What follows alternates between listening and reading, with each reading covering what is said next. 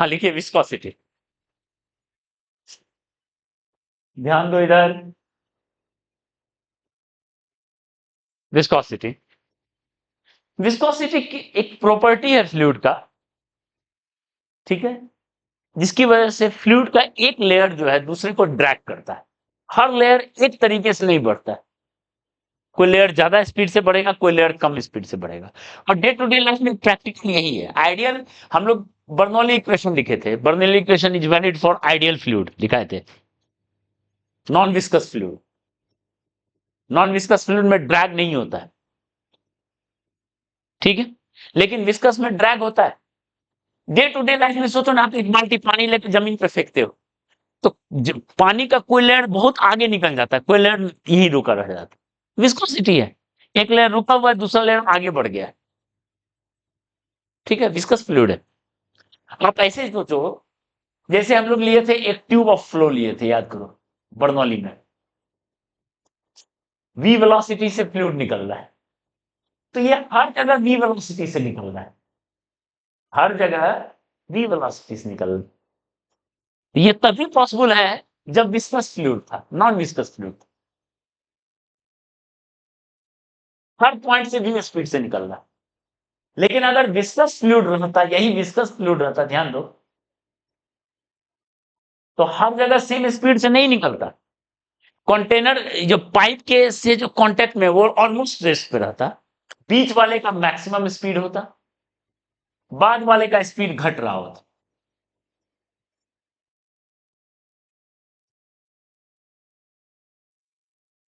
हर जगह same speed से नहीं निकल रहा होता, ठीक है। यहां वॉल्यूम आउटफ्लो रेट क्या है? वॉल्यूम आउटफ्लो रेट क्या होता है? Area into velocity, same velocity निकल। यहां वो नहीं लिखेंगे, यहां तो वॉल्यूम आउटफ्लो रेट अगर लिखे, वॉल्यूम आउटफ्लो रेट वो नहीं होगा, एस इंटू वी तो नहीं होगा, not equal to S into V. V क्या लिखेंगे?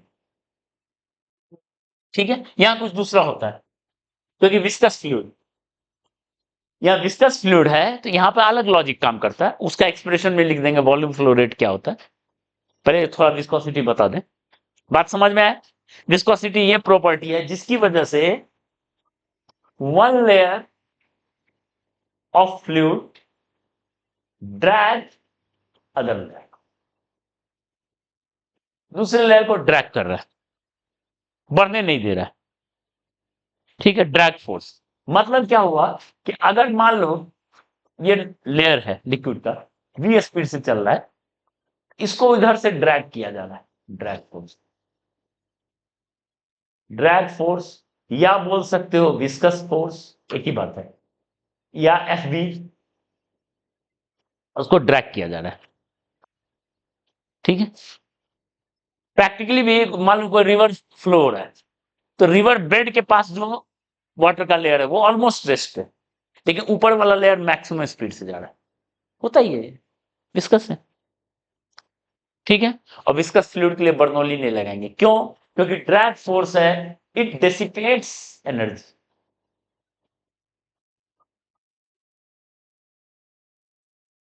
मतलब पावर लॉस होगा, there is power loss, loss of power, loss of mechanical energy, बोलो। क्योंकि याद करो ना, बर्नौली में कोई लॉस नहीं होता था कहीं, इसकी वजह से मैकेनिकल एनर्जी का लॉस होगा at rate force into velocity. अगर फोर्स है, फोर्स इंटू वेलोसिटी होता है पावर, फोर्स इंटू वेलोसिटी होता है पावर, और power is rate of loss, तो इस रेट से लॉस होगा एनर्जी का, इसलिए मैकेनिकल एनर्जी कंजर्व नहीं करेंगे, इसलिए बर्नौली इक्वेशन वैलिड नहीं है। समझ में आया? ओके। तो सवाल है कि what is expression for viscous force, F V का एक्सप्रेशन क्या है, इसको समझो। तो पहला point, F V is proportional to S, area of surface. वो जो सरफेस है लिक्विड का या जो भी पार्ट है उसका, जिस पे लग रहा है विस्कस फोर्स, ठीक है, ओके। मान लो इसको तुम आप ऐसे भी समझो कि जैसे कोई कपड़ा पानी पे डाल के कपड़ा को ऐसे खींचे, सरफेस के अलॉन्ग खींचे, तो पानी रोकता है, उसको पड़ने से रोकता है, ड्रैग कर रहा है पानी, विस्कस है। ठीक है, जितना बड़ा एरिया कपड़ा का लोगे उतना ज्यादा फोर्स लगेगा, तो proportional to area of surface. and FV proportional to velocity gradient, not velocity, velocity gradient at given location। अब सवाल है ये कौन सा बला है, ग्रेडियंट, वेलोसिटी ग्रेडियंट। ठीक है, मतलब अगर मैथमेटिकली लिखे तो that is equal to D V by D Z.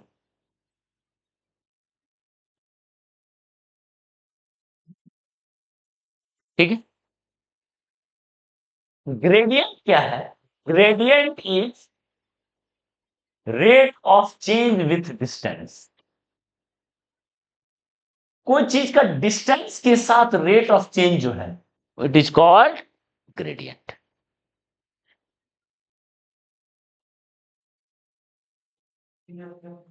अब जिसका ग्रेडियंट वेलोसिटी ग्रेडियंट, तो वेलोसिटी का rate of change, temperature gradient मतलब टेम्परेचर का रेट ऑफ चेंज। तो gradient is rate of change with distance, जो चीज का डिस्टेंस के साथ रेट ऑफ चेंज हो दैट इज ग्रेडियंट। बहुत तरह का ग्रेडियंट होता है। ठीक है, याद करो हम लोग ग्रेविटेशन लिखे थे, E इक्वल टू लिखे थे minus D V by D R, लिखे थे क्या।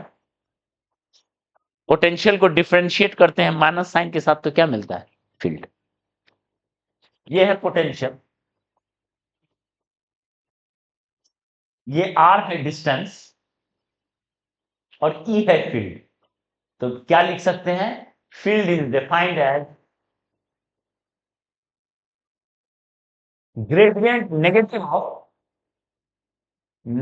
Of gradient of potential. तो पोटेंशियल को आप डिफरेंशिएट कर रहे हो डिस्टेंस से, रेट ऑफ चेंज उसका माइनस, तो पोटेंशियल का जो ग्रेडियंट है उसको क्या कहते हैं, फील्ड। तो ग्रेडियंट वर्ड जब भी कोई चीज डिस्टेंस के साथ वेरी करता है उसको कहते हैं ग्रेडियंट। ठीक है, तो अब देखो इसको कैसे लिख रहे हैं,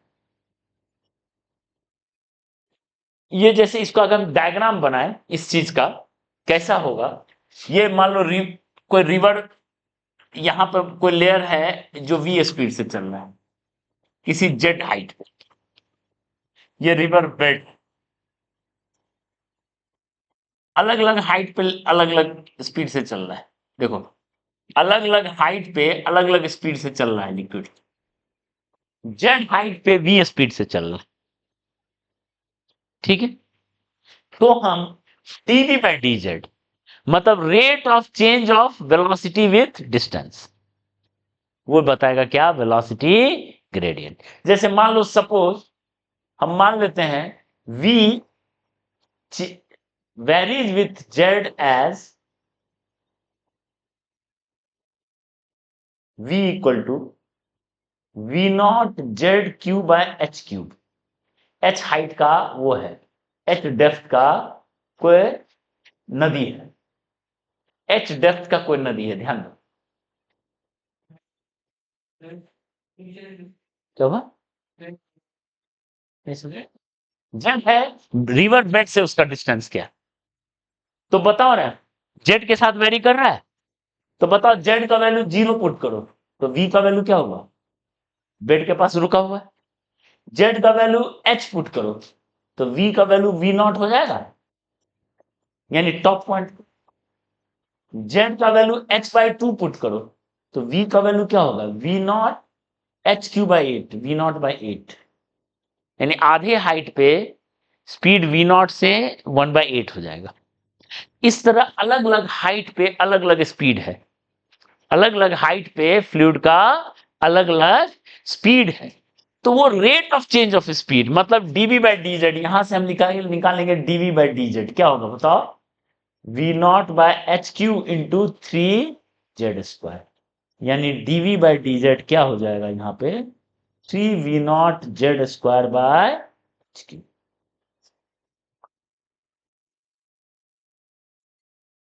ठीक है, v मतलब नहीं है dv/dz। अब तुमको z का वैल्यू डालते चलो, जहां पे लेयर है, मान लो h/2 पे है तो h/2 पुट करेंगे, h/4 पे है तो h/4 पुट करेंगे। तो क्या लिखें, वेलोसिटी ग्रेडियंट एट गिवन, वो निकाल लीजिए। ये दोनों का प्रोपोर्शन है, यानी एफ वी जो होगा finally proportional to S DV by DZ. आ गया, यहां से आ गया F V equal to constant of proportionality. एक कांस्टेंट ऑफ प्रोपोर्शनलिटी है, is constant of proportionality called, क्या कहेंगे उसको, बताओ क्या कहते हैं, coefficient of, is called coefficient of viscosity of given fluid, उस फ्लूइड का कोएफिशिएंट ऑफ विस्कोसिटी। तो दिख रहा है जितना ज्यादा कोएफिशिएंट होगा, जितना ज्यादा कोएफिशिएंट होगा उतना ज्यादा ड्रैग फोर्स लगेगा। ये क्लियर है? तो ये एक बेसिक फॉर्मूला है, इस पे एनसीईआरटी में भी, कोई एनसीईआरटी का चीज है, यही कंपटीशन में भी बनता है। क्लियर है? ओके, ये है ड्रैग फोर्स। अब पहला ये बनता है, what is unit and dimension of eta. ठीक है, तो देखो फोर्स का क्या हो गया, न्यूटन, एस का हो गया मीटर स्क्वायर, जेड का उधर मल्टीप्लाई किए मीटर, और डी वी का हो गया metre per second, newton second per metre square unit. ठीक है, डायमेंशन, फोर्स का हो गया M L t-1 t-2, area L square, D V L t-1 और dz L, L L cancel, ये एल इससे गया, यानी M l-1 t- unit dimension. Clear है? पॉपुलर यूनिट क्या है, is CGS unit, that is dyne second per centimetre square, metre square नहीं, per centimetre square, और dyne, and one dyne second per centimetre square equal to 0.1 newton. आप इसको verify कर सकते हो, इसके इक्वल होगा, 0.1 के बराबर होगा, क्योंकि डाइन को बदलोगे न्यूटन में और सेंटीमीटर को बदलोगे मीटर में, तो वही आ जाएगा 0.1। And it is called one poised, इसी को कहते हैं वन पॉइस। ठीक है, इसी को कहते हैं वन पॉइस, यानी सीजीएस यूनिट ज्यादा ऑर्डर पावरफुल है इसमें, मतलब यूजफुल है। ठीक है, ऐसा ही नहीं, ज्यादा पॉपुलर पॉइस के टर्म में दिया रहता, ऐसा ही। ठीक है, पॉइस जो है in honour of scientist, in honour of French scientist Poiseuille's, Poiseuille's. ठीक है, स्पेलिंग गलत है पॉइसेल्स का, और इतना भी सिंपल नहीं है, फ्रेंच वर्ड है, जबरदस्ती यू वी जेड लगा देता है, अब देख लेना पॉइसेल्स का। ठीक है, ओके, उसके ऑनर में पॉइज रखा गया, और इसी पॉइसेल्स ने ये निकाला, विस्कस फ्लूइड में वॉल्यूम फ्लो रेट जो होगा, मतलब volume by time taken, volume coming out by time taken, volume flow rate क्या होता है ना, डेल्टा वी वॉल्यूम बाहर जा रहा है डेल्टा टी टाइम में, वो किसके किसके इक्वल होता है? Pi P R power 4 8 eta L. ये एक्सप्रेशन पढ़ना नहीं है, ये हट चुका है पॉइसल्स इक्वेशन, इसको कहते हैं पॉइसल्स इक्वेशन। पॉइसल्स इक्वेशन मतलब विस्कस फ्लूइड में वॉल्यूम फ्लो रेट इस पे डिपेंड करता है। क्या क्या है इसका मतलब बताते हैं। नहीं, ये इक्वेशन हटा हुआ है, लेकिन इसका डायमेंशन एनालिसिस है। मतलब आपको डायमेंशन में ये पढ़ दे देगा, इसको प्रूफ करो, proof this expression using dimension.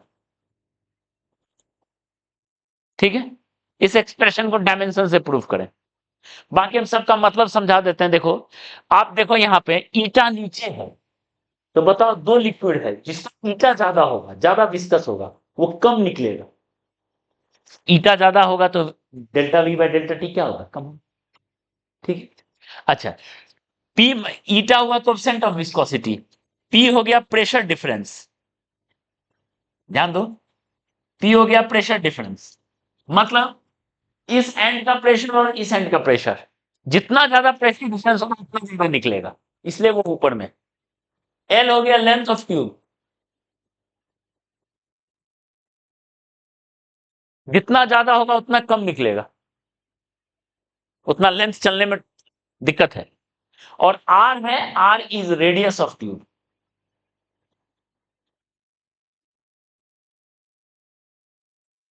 ठीक है, ये है पॉइसल्स इक्वेशन।